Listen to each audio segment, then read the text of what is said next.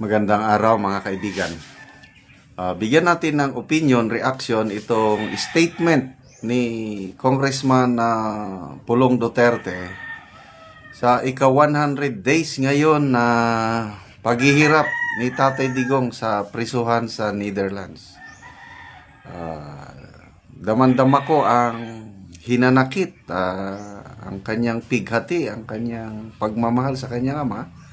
And I believe tayo rin ang mga tumatawag na Tatay Digong, ganon din. We feel the same. Okay, so basahin natin ito. Statement of Congressman Paulo Duterte on the 100th day of the illegal detention of former President Rodrigo Roa Duterte. Today marks 100 days since my father, former President Rodrigo Roa Duterte, was unjustly taken and held in detention in The Hague. As a son, the pain is immeasurable. As a Filipino, the injustice is unbearable. He is not a criminal. He is a man who gave his life to serve this nation, who walk the most difficult paths so that we may live in peace, free from fear, and with dignity.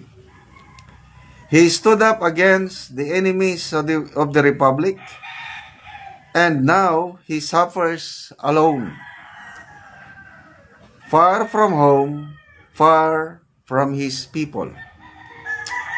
To every Filipino here and across the world, I ask you, from the deepest part of my heart, let us not forget him.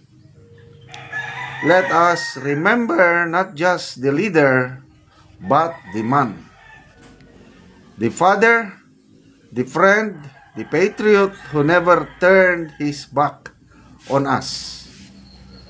Tonight, and in the days to come, let us pray for his strength, for his health, and for his freedom.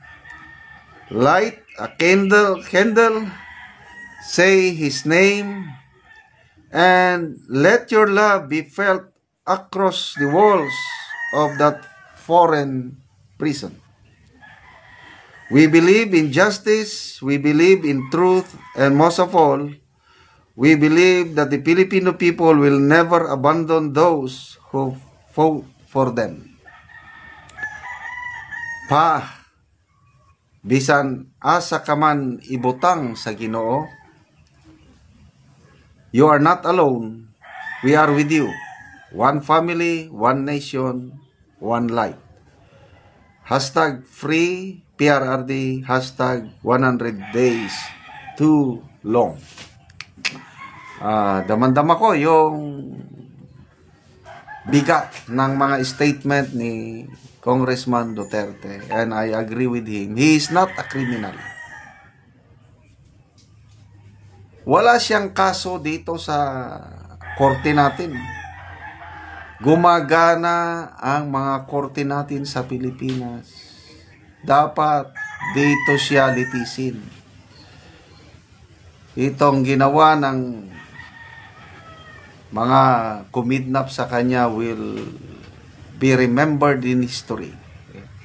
History will judge them. So, akala nila wala nang nagmamahal kay PRRD. They were wrong. Yung survey ng Pulse Asia, I think April, mahiya sila. Dahil ang pinakamataas na trust approval rating nakuha ng isang preso, nakakulong. Si PRRD 63% ang kanyang trust or approval rating, samantalang ang nakaupong presidente halos kalahati, 32% lang. Anong ibig sabihin niya? Marami pa ring nagmamahal kay PRRD. So, yes, 100 days is too long. But I believe, ang Diyos hindi natutulog. Kaya nga, importante talaga yung mga dasal natin, mga kaibigan. Ituloy nyo lang. Alam ko, marami sa atin ang nagdarasal para sa kaligtasan, paglaya ni Tatay Digong. Ako, every morning, kasama siya sa prayers ko, and I believe, in the right time, God will answer our prayers. So, pasalamatan natin ang kanyang abogado, sina Attorney Kaufman, dahil sa ginawa nilang petisyon. Sabi nga ni Attorney Roque, malaking posibilidad na aprubahan yun ng ICC kasi nga for human considerations. Matanda na siya, 80 plus years old, hindi siya flight risk. Tapos, meron ng bansa na handang tumanggap sa kanya. At ang prosecution ng ICC ay hindi mag-o-object. So, konting proseso na lang. May nabasa ako kanina, June 30 daw, ang kanyang wish, makakalabas na. But, mayroon ding mga post na nagsasabi nakalabas na si PRRD. May nagtanong sa akin na, sir, totoo pa ito? Pinasa ko, post sa Facebook, nakalabas na. Hindi pa po. Huwag po tayong mag-apura.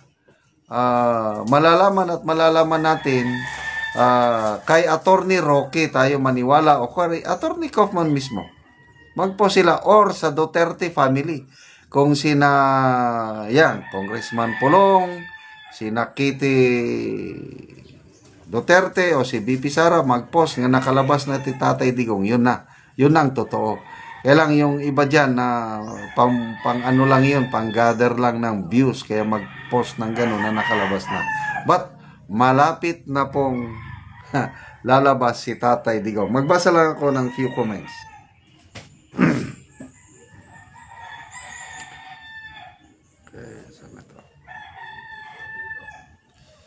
La de la Sierra Fernandez, praying Tatay Digong come home safe.